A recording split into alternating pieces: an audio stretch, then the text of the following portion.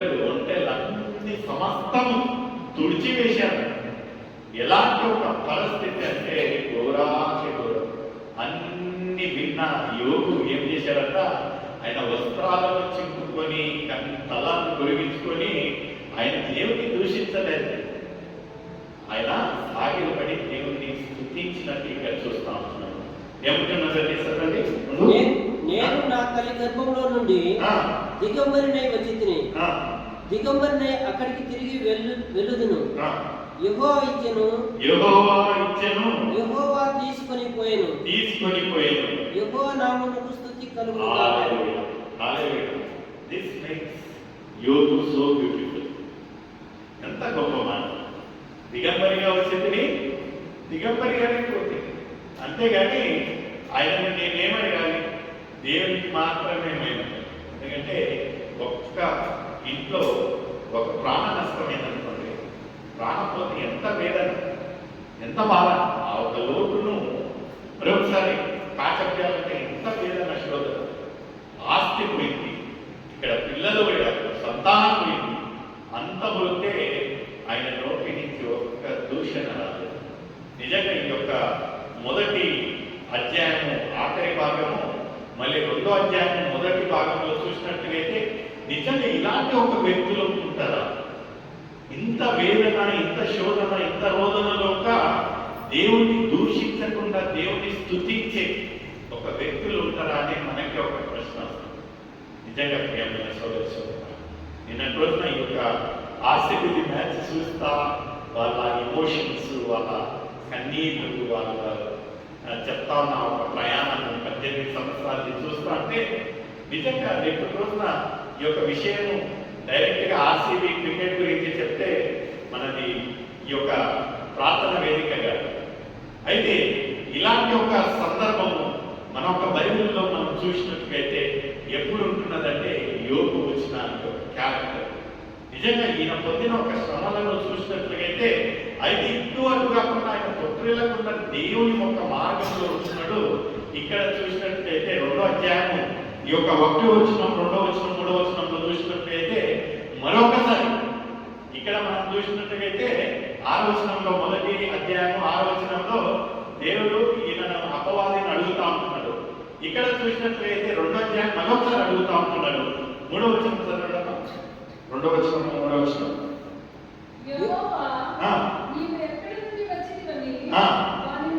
ఇది రెండోసారి. First time first session అయిపోయింది. ఫస్ట్ సెషన్ లో ఏం ఆమె చేశాడు అపవాది? ఆయన ఒక సంతానం అంతా తీసేసుకున్నాడు, ఆయన ఒక ఆస్తిని అంతా తీసేసుకుంటే ఏమో సాధించినట్టు ఎక్కడికి వచ్చాడు?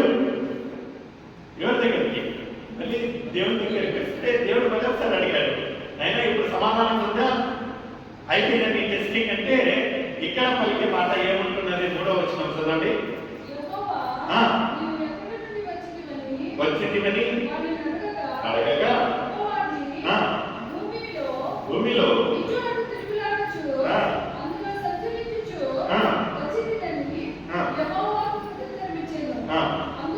అందుకు యెహోవా, ఇక్కడ చూడండి మళ్ళీ 2వ వచనంలో యెహోవా ఆయనకు మళ్ళీ ఒకసారి ఏమంటా అంటున్నాడంటే, నీకు నా సేవకుడైనా ఆలోచించుతావా, ఇంకా ఎప్పుడన్నా నిర్ణయించుకుంటావా? ఆయన యథార్థవంతుడు, తొట్టిల్లడు అని ఎప్పుడన్నా తెలుసుకుంటా ఉంటే అపవాది ఆయన ఒక ఓటము ఒప్పుకోవటంలా ఏమంటా ఉంటున్నాడు?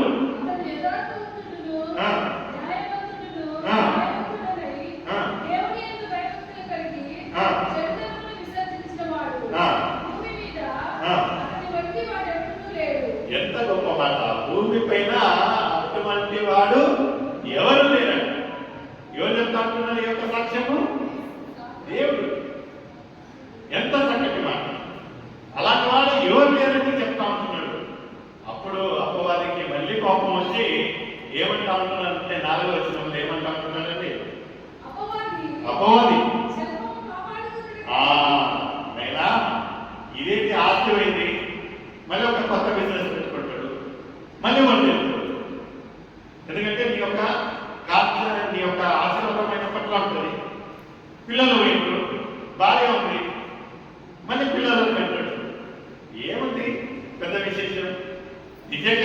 అతన్ని టెస్ట్ చేయాలంటే ఆయనను శోధించాలి, ఆయన ఒక యథార్థతను నువ్వు చూసుకోవాలంటే ఏం చేయాలంటే ఈసారి డైరెక్ట్ గా ఆయన ఒక ఆరోగ్యాన్ని నువ్వు ఏం చేయాలి,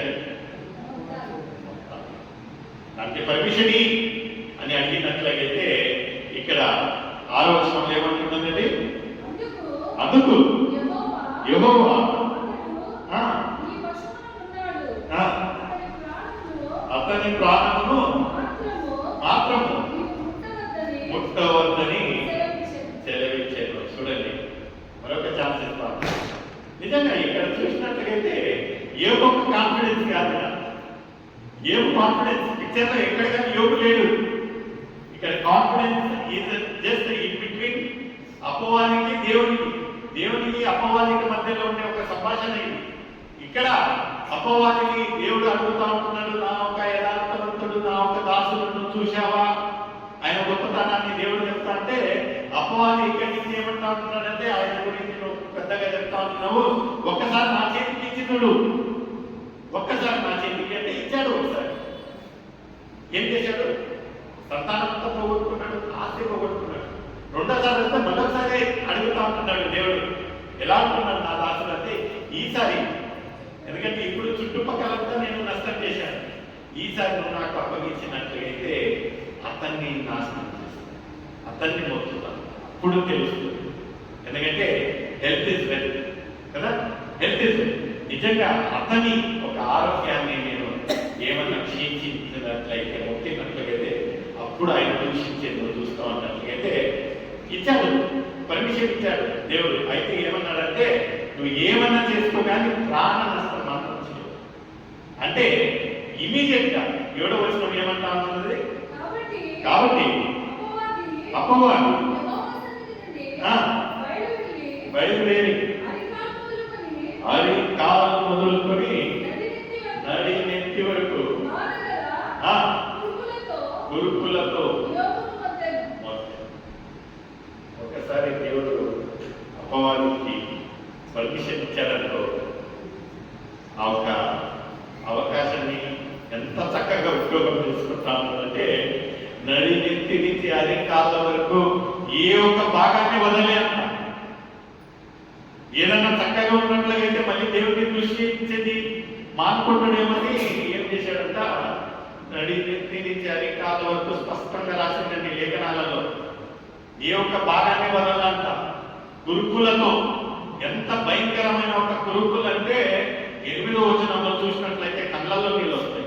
ఏముంటుందండి 8వ వచనంలో, అతడు ఎంత భయంకరమైన ఒక బాధ అంటే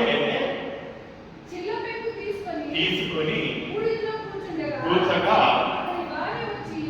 ఎలాంటి ఒక వేదన అంటే ఆ ఒక బాధ తట్టుకోలేక ఆయన ఏం చేశాడంట, ఆ ఒక పెంకులను తీసుకొని ఈ స్క్రేప్ అంటా ఉంటాడు. స్క్రేపింగ్ తెలుసా అంటే పెయింటర్స్ ఎక్కువ తెలుసు, ఎవ్రీ పేపర్ వేసి స్క్రేప్ చేస్తారు, ఎందుకంటే రందా కొట్టడం. ఈ స్క్రేప్ ఈ స్కిన్ ఎంత భయంకరమైన ఒక శోధన, ఎంత భయంకరం. ఆ ఒక ఆస్తి ఏంటంటే పెద్దగా పట్టించుకోలేము, సొంత బిడ్డలు కొడుకులు కొనుక్కున్నంటే పెద్దగా పట్టించుకోలేదు.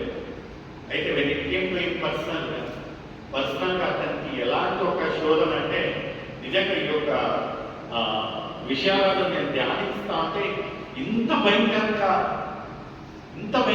శోధిస్తుందా అపవాది అంటే మనం నిజంగా దేవుడు మనల్ని ఎంత చక్కగా కాపాడుతాడు. ఒక చిన్న గుల్ల వచ్చాడనుకో 10 సార్లు తిరిగి దాన్ని చూసుకుంటాం కదా, గుల్ల వచ్చింది, ఇది వచ్చింది, అది వచ్చింది. అయితే ఇక్కడ యోగు ఒక వేదన నడి నెత్తి నుంచి అరికాళ్ళ వరకు ఆయన ఆ ఒక కోడ్ తట్టుకోలేక ఏం చేశాడంట, పెంకును తీసుకొని ఈ స్టార్టింగ్ స్క్రేపింగ్. ఎవరైతే భవనాలలో ఉండే ఒక వ్యక్తి ఇక్కడికంటే వీధులకు వచ్చాడంట, ఒక ఎక్కడికి వచ్చాడంటే బూడిదలో కూర్చొని ఆయన సల్లాసుకున్నట్టు మనం చూస్తాం. ఎంత భయంకరంగా పరిస్థితులు మారుతాయంటే నిజంగా దేవుని యొక్క సన్నిధిలో రావడం అనేది it's not a bed of roses అండి. మనం అనుకోవచ్చు దేవుడు ఉన్నట్లే, దేవుడు చూసుకుంటాడు. దేవుడు చూసుకుంటాడు. అయితే it's a testing time to you and me. ఒక ఏముంటా అనుకుంటుందంటే దేవుడు మనల్ని ఎలా శోధిస్తాడంటే స్వర్ణం ఇది రిఫైన్స్ ద గోల్డ్ కదా, బంగారంను ఏం చేస్తాడంట? ఏంటది? కాల్చబడటం అంటే దాని పరిశుద్ధత. ఒకరోజు ఎవరో చెప్తా ఉన్నారు, మనకు బాప్తిజం చాలా తక్కువగా ఇస్తా ఉన్నారు. ఎందుకంటే బాప్తిజం అనేది నీళ్ళలో ఇవ్వకూడదు. ఎందుకంటే మనం నీళ్ళలో మునుగుతా ఉన్నాం, పైకి వేస్తా ఉన్నాం, పాపం చేస్తా ఉన్నాం. ఎలాంటి ఒక బాప్తిజం ఇవ్వాలంటే బాగా వేడి మరిగే ఒక నూనెలో ఒక్కసారి మనల్ని వేసి తీసిననుకో, జీవిత కాలము మన ఒక చర్మాన్ని చూసుకుంటా ఆ ఒక బాప్తిజము, ఆ ఒక గుర్తు అనేది మనకు తెలుస్తూ ఉంటుంది. We take things very light. చాలా సహజం, చాలా ఈజీ. దేవుడు అంటే we are giving the last priority. అయితే ఏమన్నా చిన్న వేదన శోధన వచ్చిందంటే దేవుడి దగ్గర, ఆయన తప్ప ఎవరు లేదు. అయితే ఇక్కడ లేఖనాలలో చూసినట్లయితే ఆఖరికి ఎలాంటి ఒక శోధన అంటే ఆ ఒక 9వ వచనంలో ఏమంటున్నదండి?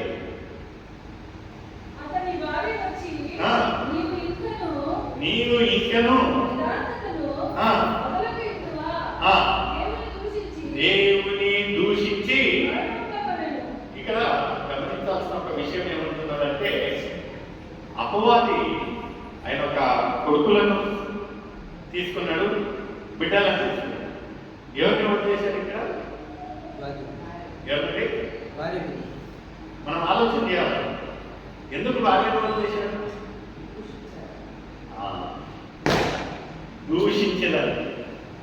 దూషించడానికి అంటే ఏదైతే ఈ అపవాది చేయలేక వెళ్ళారో మన యొక్క జీవితాలలో మనకు శోధన బయట నుంచి కాదండి, ఇంటి వారి నుంచే శోధన. ఒకరోజు ఒక చిన్న ఉదాహరణ చెప్తానండి. ఒక అతను మరుసటి రోజు వచ్చేసి మ్యారేజ్ యానివర్సరీ అంట, 20 సంవత్సరాల మ్యారేజ్ యానివర్సరీ. ఇంకా చక్కగా 12 అయింది అనుకోండి, ఇంకా మరుసటి రోజు 20 సంవత్సరాల వాళ్ళ ఒక దాంపత్య జీవితం స్టార్ట్ అవుతుంది. అలాంటి ఒక వ్యక్తి ఏం చేశాడంటే 11:30 సమయానికి లేచి ఆ ఒక చా చేసుకొని ఆ ఒక కిటికీ వైపు చూస్తూ కూర్చొని ఉన్నాడు. బాగా ఇంకోటి చూస్తూ, అప్పుడు 12 కాగానే మా అయ్య గారు నాకు సర్ప్రైజ్ ఇచ్చేటట్టున్నాడు అని పక్కన తిరిగి చూస్తే పత్తలేదు. ఎక్కడికి వెళ్ళాడు అని తిరిగి అక్కడికి వెళ్ళి అక్కడ చూసినట్లయితే ఆ ఒక డైనింగ్ హాల్లో కూర్చొని ఆ కిటికీ వైపు చూస్తూ టీ తాగుతూ అలానే చూస్తాను. ఈ వచ్చి ఇంతసేపు అయినాను ఆమెను గమనించాలి.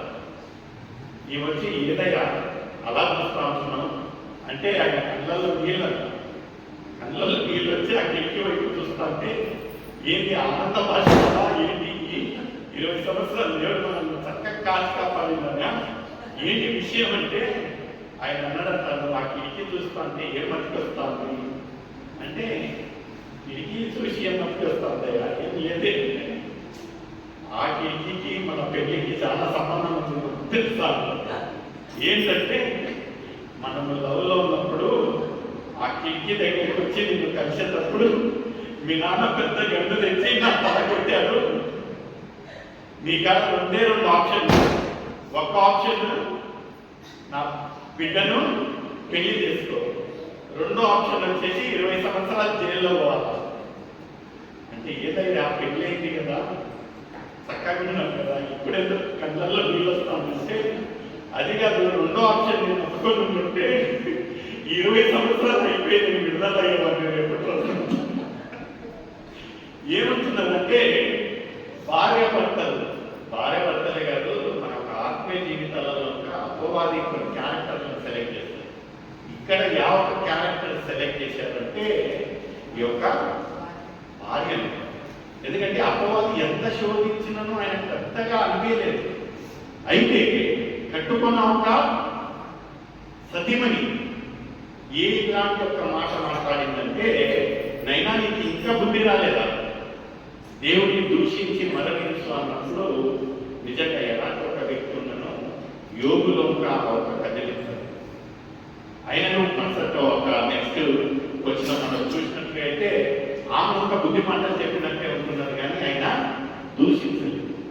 రెండోదిగా తర్వాత అపవాది ఎవరిని వాడుకున్నారంటే ఆయన ఒక ప్రాణ స్నేహితులను 11వ వచనంలో మనం చూసినట్లయితే యోగు ఒక ప్రాణ స్నేహితులను వాడుకున్నట్టు మనం చూస్తాం. వాళ్ళుగా కనుక్కోలేకపోయారంట. ఎవరైతే అంత మంచి భవనాలలో అంత రిచ్గా బతికిన ఒక వ్యక్తి ఎక్కడ ఉన్నాడంట, ఆ ఒక వీధి చివరిన ఆ ఒక పెంకులతో ఆ ఒక బూడిద పూసుకొని ఉన్న ఒక వ్యక్తిని చూసి వాళ్ళ నోటి నుంచి ఆ ఒక ఆఖరి 10వ వచనంలో మనం చూసినట్టుగైతే వాళ్ళ నోటి నుంచి ఒక మాట రాలేదు. నిజంగా ఇన్ని సమస్యలలో యోగు ఒక గొప్పతనం ఏంటంటే ఈ నెవర్ కర్స్ గాడ్, దేవుడిని ఎప్పుడు దూషించారు. నేను మన రోజు అనుకుంటా నిజంగా యోగుకు మనకు తోలికెళ్ళేవాళ్ళండి, ఆయనకు మనకు ఒక పాయింట్ ఇది ఉండలేదు. అయితే నా ఒక జీవితాన్ని నేను పరిశీలించి చూసినట్టుగైతే జనవరి 11వ తేదీన నా ఒక కార్ బ్రేక్ డౌన్ అయింది. నా కార్ బ్రేక్ డౌన్ అయింది. సుమారుగా 50,000 రూపాయల ఖర్చు వచ్చింది. ఎంతండి? 500,000. అప్పుడే పండగ అయిపోయినది, కొంచెం ఫైనాన్షియల్గా అటు ఇటు ఉన్నది. సడన్గా 10 రోజులలో 11వ తేదీన నా కారు బ్రేక్ డౌన్. ఖర్చు ఏమో అయితే ఒక 1,000-2,000 అనుకొని కారు గ్యారేజ్ ఇస్తే వాడు చేసిన బిల్లు 5,50,000. అరే అటు ఇటు చేసుకొని దాన్ని సెట్ చేసుకునే లోపల ప్రాణ నష్టం. జనవరి 31వ తేదీన మా అమ్మగారు మరణించిన ఒక ప్రాణ నష్టమైంది అని బాధలో ఉన్నట్లయితే ఫిబ్రవరి 20వ తేదీన నాకు ఆరోగ్యపరంగా సమస్య చూసినట్టుగైతే ప్రతి విషయాలలో బట్ ఏంటంటే శోధిస్తూ ఉంటున్నాడు. కానీ నిజంగా నాకు ఆ రోజు అనిపించింది, దేవుడుగా చెప్పానేమో అతన్ని శోధించగానే ప్రాణాన్ని మాత్రం ఏం చేయదు. అందుకేమో ఈరోజు సజీవంగా ఇక్కడ ఉంటున్నానంటే దేవుడికి మాత్రమే. నిజంగా ప్రియమైన సోదరుడు, నిరీక్షణ దేవునితో అంతగట్టి మన ఒక రిలేషన్షిప్ దేవునితో ఉన్నట్టుగైతే దేవుడు ఏం చేస్తా ఉంటున్నాడంటే 42వ అధ్యాయం 10వ వచనంలో ఎంత చక్కగా యోగు ఏమైతే అన్ని కోల్పోతున్నాడో 10వ వచనంలో మనం చూసినట్లయితే ఎంత చక్కటి మాట ఉంటున్నారు. ఒకసారి సహకరించండి, నీకు పంపిస్తా. నీ దేవుడు ఏమైనని నా శత్రువులు దినమెల్లా అడుగుతున్నారు, వారు తమ దూషణ చేత. 42వ అధ్యాయం 10వ వచనం. కావున నీవేళ నన్ను మలిచి ఉన్నావు, శత్రు బాధ చేత. మరియు యోగు తన స్నేహితులను నిమిత్తం ప్రార్థన చేసినప్పుడు యెహోవా హల్లెలూయా. ఇక్కడ ఆయన గురించి ఆయన ప్రార్థించుకోలేదండి, యోగు గురించి. అలాంటి ఒక బాధలో యోగు ఒక విశేషత ఏముంటుందంటే ఆయన గురించి ప్రార్థన చేయలేదు. యోగు గురించి ప్రార్థించాడంట, ఆయన ఫ్రెండ్స్ గురించి స్నేహితుల గురించి ప్రార్థించాడంట. ప్రార్థించినట్లయితే నమ్మగలిగిన దేవుడు, ప్రేమ కలిగిన దేవుడు, యథార్థవంతుడు ఏం చేశాడంటే ఈయనను ఆశీర్వదించాడట. ఎలాంటి ఒక ఆశీర్వాదం అండి చదవండి. మరియు యోగునకు పూర్వము కలిగిన దానికంటే 2 హల్లెలూయా, హల్లెలూయా, 2 నిజంగా మన ఒక జీవితాలలో 2 ఒక ఆశీర్వాదం కావాలంటే మనకి ఎప్పటికీ విశ్వాసంలో తొట్టిల్లకూడదు, దూషించకూడదు, దేవునితో అంటగట్టుండాలా, ప్రార్థించాలా. మన కొరకై కాదు, ఇతరుల కొరకై ప్రార్థించాలి. ఇక్కడ చూసినట్లయితే 2 నాకు మళ్ళీ సంశయం ఇచ్చింది. 2 అంటే నిజంగా 2 ఉంటుందా కదా? మళ్ళీ దాంట్లో డౌట్. 2 మనం చూసినట్లయితే ఒక 12వ వచనం చదవండి. యెహోవా వాటికంటే మరీ అధికముగా ఆశీర్వదించెను. అతనికి ఒక్క నిమిషం. ఇంకొకరు ఎవరైనా ఒక్క అధ్యాయం, యోగు 1వ అధ్యాయం 3వ వచనం. ఎందుకంటే దేవుడి యొక్క లేఖనాలలో రెండంతలుగా అంటా ఉంటున్నాడు. మొదటి అంత ఎంత ఉన్నదంటే 3వ వచనం చదవండి. అతనికి 7,000 గొర్రెలను. ఎన్ని వేలండి? 7,000. ఇక్కడ ఏమున్నదండి రెండంతలో? 14,000. హల్లెలూయా. 7 ఎంతండి? 14. డబల్ అండి. సదమా 3,000 ఒంటెలను. 3,000 ఒంటెలు. ఇక్కడ 6,000. 3 6 కదా. చూడండి. How exactly God is multiplying to the double. అది ఎప్పుడు సాధ్యమంటే మనం ఎప్పుడైతే దేవునిలో ఉంటామో అప్పుడు మన ఒక జీవితాలలో రెండంతల ఆశీర్వాదాలను పొందబోతున్నాం. నిజంగా ప్రియమైన సోదరి సోదరులారా, మన ఒక జీవితాలలో అలాంటి ఒక విశ్వాసం, అలాంటి ఒక నిరీక్షణ, అలాంటి ఒక జీవితాన్ని మనం జీవిస్తాం అనేది ఒక ప్రశ్న నీకు నాకు. ఆఖరికి ఒక్క మాట మాట్లాడి నేను ముగిస్తాను. 1 తిమోతి 5వ అధ్యాయం 17వ వచనం. 1 తిమోతి 5వ అధ్యాయం 17వ వచనం.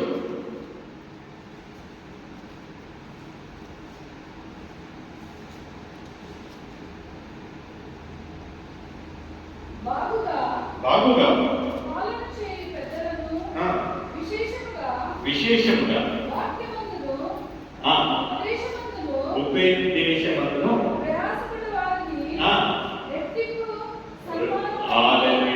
రెట్టింపు సమానమంటే ఎలాంటి వాటినంట?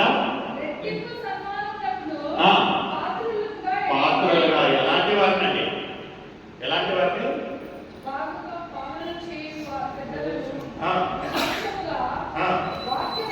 వాక్యమందును ఉపదేశమందును ప్రయాసపడు వారిని. మన యొక్క జీవితాలలో ఒక రెట్టింపు, ఒక సమానం కావాలంటే మన యొక్క జీవితాలలో ఏమనేది ఉండాలంటే వాక్య ఉపదేశాలను we must start teaching and preaching the word of God. We must start preaching. నిజంగా సమానం కావాలంటే అలా రాదండి, అలానే రాదు. నిజంగా మనలో ఆ రోజు ఒక గాడిదకున్న ఒక విశేషత ఏమున్నదంటే గాడిద పైన యేసు ఉన్నాడు. మన యొక్క జీవితాలలో యేసు లేనట్టుగైతే మన యొక్క జీవితాలు తీసే కదా. సిలువ లేకపోతే మన యొక్క జీవితాలకు విలువ అనేది ఉండదు. ప్రియమైన సోదరి సోదరుల, మనకు రెట్టింపు సమానం కావాలంటే మన యొక్క జీవితాలు ఎలా ఉండాలంటే వాక్య ప్రకారం, వాక్యాన్ని పరిచయం చేసే వాళ్ళగా ఉండాలి. We must start teaching and we must start preaching. నిజంగా ఎలా ఉంటుందని మనం ఒక ఆత్మీయ జీవితం మనం కనిపిస్తాం. ఎవరికి ఒక ధన్యత దేవుడు నీకు నాకు ఇచ్చినప్పుడు మనం ఇంకా దేవుడికి దూరంగా ఉన్నట్లుగా అయితే ఇదే అనుకూలమైన సమయం, ఇదే రక్షణ దినంగా ఉంటున్నది. ప్రియమైన సోదరి సోదరులు, మనలో మనం ఇంకా దేవుడికి దూరంగా ఉన్నట్లయితే మనం ఒక విరిగిన హృదయాలను దేవుడికి సమర్పిస్తాం. దేవా, నేను ఇంకా పాపని రాదు, నీ యొక్క పరిశుద్ధ రక్తంతో కడిగి నన్ను శుద్ధీకరించాను. యథార్థవంతుడు, నమ్మగలిగిన దేవుడు, ప్రేమ కలిగిన దేవుడు నిన్ను నన్ను క్షమించడానికి వేచి ఉంటున్నాడు. ప్రియమైన సోదరి సోదరులు, మన ఒక విరిగిన హృదయాలను దేవుడికి సమర్పిస్తాం.